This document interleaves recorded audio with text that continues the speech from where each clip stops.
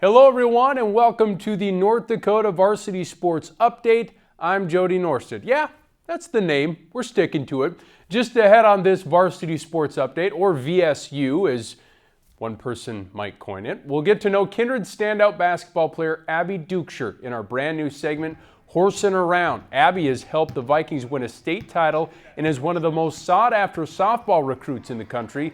All of this before Christmas break of her freshman year. Stick around for that. Plus, Lookin At You. Find out what's catching my eye on the local prep scene from hockey to hoops. But we start with our game of the week, one for basketball and one for hockey for this show, and they're both on the girls' side. Ladies first this week. Let's start on the hardwood where we had a rematch of the Class A Girls Basketball State Championship between Mandan and Bismarck Century on Friday night. Mandan returned a roster with two All-State picks in first-teamer Megan Zander and second-teamer Kennedy Harris. The Patriots, of course, with two first-teamers in UND commit Lily Keplin and 6'5" junior Lauren Ware. These two teams met 4 times last year. Century won every single meeting. Harris trying to stop that streak. She sinks the 3 ball and gives the Braves a 1-point lead on the road, part of her game-high 25 points. Mandan crashing the offensive glass too. Zander pulls down one of her 8 rebounds and scores, but Century held Zander in check, limiting her to 11 points on 5 of 15 from the field. Keplin was her typical aggressive self. She blows past the defender for the layup. Later, she finds Chloe Markovic on the fast break. That turns into a 3-point play the old-fashioned way. Century led by 6 at the break. Mandan tied it up at 41 before Julia Fitter sparked a 17-4 run in the second half for the home team in the 66-57 win. Ware notched her first double-double of the season with 17 points and 11 boards in the victory. We got to see 2 of the best girls hockey programs square off on Friday night as well. Defending state champ Bismarck making the trek to West Fargo. One of West Fargo United's best chances comes early, but Skylar Ackerman deflects it and we're knotted at zeros. Not for long. Jada Krikorian takes it around everyone and finds the back of the net for Bismarck, putting them up 1-0. A few minutes later, they add to the lead. Noelle Martin finishes the one-timer, and they take a 2-goal lead heading into the second period. Bismarck might be more balanced than years past when they could rely on current Wisconsin Badger Britta Curl. In the second period, Brooklyn Mervick doing everything she can to keep West Fargo United in it. Bismarck out shooting United 18-6 after 2. Mervick has been starting since she was a freshman, talented young woman. Blizzard adds some insurance in the third period, though. A scrum in front of the net leads to a rebound, and Cameron Schmidt buries it. Bismarck goes on to win it 6-0 thanks to a gritty team effort. We're just so dedicated to block shots and be able to play physical and fast. It's effort, not results. We just have to keep pushing hard, and if we lose one, we lose one, but we just have to keep going. We just need to work on moving the puck fast, moving our feet, getting shots to the net, and being able to go hard to the net. We really talk about just having a very simple process. We talk about trying to improve every single day and really not focusing on the results of every single game, but really just focusing on our effort and making sure that we're just kind of a hard team to play against. That's our ultimate goal, is just to be a little bit tough to play against. We're going to stick with hockey for the start of my Lookin At You segment.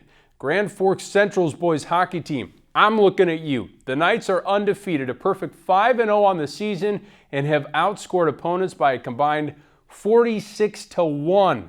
Yeah, senior Aaron Nielsen has been pretty darn good in between the pipes, stopping 55 of 56 shots on goal. Cole Hansen has been on fire offensively. The senior forward leads the state with 14 goals on the year. He had a hat trick last night. The Knights have a big showdown with rival Red River on Saturday. Central is 5-0-1 against Red River over the last 2 years. Been dominant in the rivalry. The Rough Riders, they'll be good, but they're definitely still learning a few things about themselves after losing a lot of talent off last year's squad, including UND commits Dane Montgomery and Jackson Coons. Montgomery opted to play junior hockey for Waterloo in the USHL, while Coons is at Shattuck St. Mary's, where he's scored 5 goals in 7 games so far. Who else am I looking at? I'm looking at you, Jamestown boys basketball team. You are ranked number 2 in the initial Class A poll, the first time the Blue Jays have cracked the top 5 in 7 years. Jacoby Lloyd's team has backed up the hype, too. The Blue Jays are 3-0 and the 1-2 punch of NDSU commit Bowden Skunberg and future Jamestown Jimmy Mason Walters is legit. Check out these highlights from Walters in the 73-62 win over Bismarck on Friday. He's 6'7" and can throw it down with ease. Walters scored 22 and added 16 boards in that game, by the way. I really like what Jamestown brings to the table. They have some tough matchups ahead. The next 4 games are on the road, including trips to Century and Minot. Finally, I'm looking at the finish to the Century Mandan boys basketball game. Did you see this on Friday? Here's a look thanks to our good friends at KFYR. Mandan trailed 59-57 with 5 seconds left. Trey Wiest inbounds it to Elijah Klein. Good idea. 6'7" guy. Why not? He spins and lays it in off the glass, ties the game, forces overtime. In the extra session, Patriots down 1 when Steve Kralik throws a half-court bomb down the field to Trayton Mattern, who soars for the layup plus the foul. 10 seconds left now. Braves down 1, looking for the go-ahead bucket, but it's Mattern on the defensive end. He gets the steal, gets fouled, hits the free throws to clinch the 73-70 overtime win. Mattern scored a game-high 33. He's averaging 27 points per game through 3 games. There are 4 unbeatens left in WDA play. Jamestown and Minot are 3-0. Century and Turtle Mountain also don't have a conference loss. And in the East, we have Cheyenne, Davies, and West Fargo left without a loss in conference play. Now, I promised some Class B boys basketball chatter last week with the first poll coming out on Monday. Here's a look at said poll. Last year's runner-up at state, Bishop Ryan, is in first place, 8 first-place votes. Thompson came in second, 4 first-place votes. Trinity, defending state champ Hillsborough Central Valley, and Richland round out the top 5. Bishop Ryan will be fun to watch this year with Ben Bull and Mason Hedberg returning. Bull was second team All-State last year after averaging nearly 20 points per game. Hedberg nearly 17 a game. Together they drained 136 three-pointers last season. That is exceptional for those two. The lines will be tough. Thompson slides in at number 2, and the Tommies will be without the returning leading scorer, Caden Schwabe, who suffered a broken collarbone in the state football championship. But still, the Tommies have 3 guys that are over 6'5", and they're really talented, that being Chance Danner, Hayden Overby, and Clay Odenbach. In Class B basketball, that's a huge advantage. The Tommies are 2-0 with convincing wins over Langdon Edmore Munich and Finley Sharon Hope Page. Trinity might be the surprise team in the top 5, but that's because they surprised a lot of people by knocking off the Hoopsters' top-ranked team, Shiloh Christian, in the season opener, 61-57. Eric Konopik, he'll be the leader, but Matthew Stafford was red hot in the win over the Skyhawks, scoring a game-high 27 points, certainly better than that other Matthew Stafford that plays for the Lions. I digress. Shiloh got 22 points from Jaden Mitzel in that game, but the Titans got to the foul line a lot, and that certainly paid off. Hillsborough Central Valley all the way down at 4. Remember last year, many thought the Burros were going to take a step back after graduating some key pieces off the state championship team, and then they came out and won it again. Now it's the same story. They say goodbye to guys like Jack Camrud and Ryan Troftgruben, the hero from last year's championship game, but don't count them out because state tournament MVP Carson Henningsgaard is back and is a top 5 player in the state entering his junior season. He averaged 20 points and 8 assists per game last year. Their JV was 16-3 a year ago. Look for Jacob Heinitz and Travis Doden to step into bigger roles on varsity. Richland is a talented team at number 5. The Colts have 4 players back that averaged over 10 points per game last year, led by Cole Myers, who poured in nearly 20 points and 10 boards per contest. The Colts look like the favorite out of Region 1. Kindred should be in that conversation too. And speaking of Kindred, that's where we begin our newest segment, and one that I hope will be a fan favorite. It's Horsin Around. Check it out. 3. Just don't move. Which camera do I look at? Let me look here. This is the beauty of editing. We're kicking off our initial Horsing Around segment with Abby Duchscherer from Kindred High School. And now I can say that you're a high schooler because you're finally in 9th grade. You won the state title as a 7th grader, undefeated record with the Vikings. 8th grade, you lead the team to the state tournament, averaging 17 points per game, and now you're a freshman. Does it feel like you're new to this high school thing, or feel like you've been around here for a while?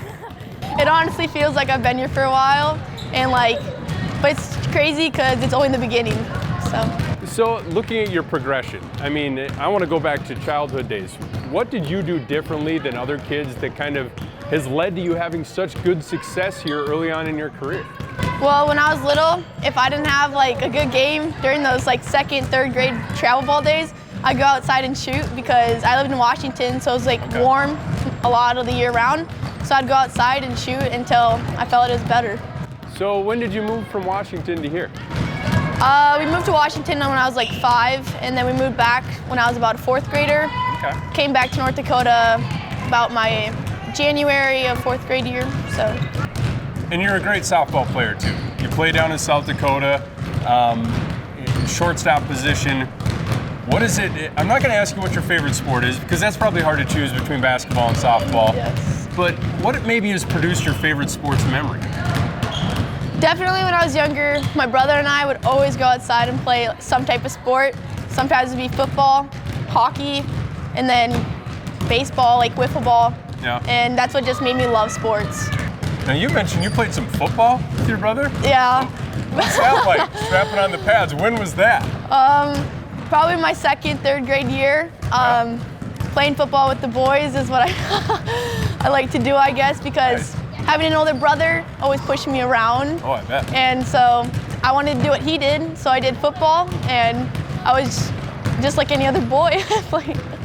Now, your teammates out here on the basketball floor, let's get to know them. Who brings the most energy to practice, whether it be practice or a game? Honestly, that's hard to pick because everyone's so in it, you know, so it's hard to like pick a certain person. I don't know. That's a good problem to have, right? Yeah. How about best singer on the team? Who's the best singer? Best singer? Honestly, probably like Liv.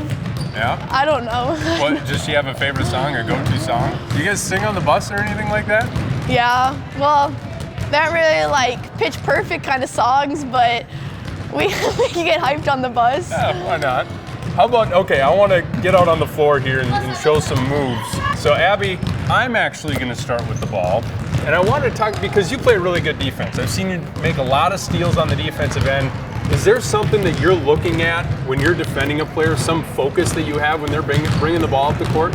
I usually watch a person's eyes. Okay. You can usually tell where they're going to pass when they're like looking over here, and I'm just like, you're just giving me the ball right there. Okay, and then you just quickly put your hand down there, or how does that work? Yeah, just instant reaction time. Pretty good. How about on the offensive end? I'll let you take the ball. Where's your favorite spot out on the court? Like to shoot? Yeah, to shoot.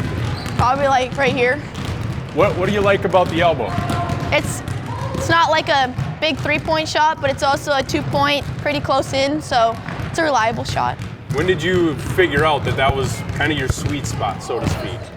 Has it been that way for a long time? In a lot of the plays we run, sometimes I end up mostly like in the elbow, so then it just became like a really good shot. Or post this year, like when we do like a transition kind of thing, you get the ball up high post and then turn around and shoot. So we're calling this segment Horsin Around, and there's a reason behind that. We're gonna play an epic winter-long game of horse. You are the first contestant, so you get to make the first shot, and make sure you make the first shot because we need something for the next person to match next week. So Abby Duchscherer gets the first shot on Horsin Around. Where you want to shoot it from there? You can shoot it from anywhere. From here. From the elbow. Money. And she did that twice, actually. We had to redo one. So Abby Duchscherer, thanks for coming on Horsin Around. Thanks for having me. Get that? No. Is that all? Got it? Oh, perfect. Oh, okay. Thanks. Thank you. Appreciate it. All right. Ooh, and we need the mic. I'm gonna take it. That wasn't I'm that joking. bad, was it? I'm already in love with that segment.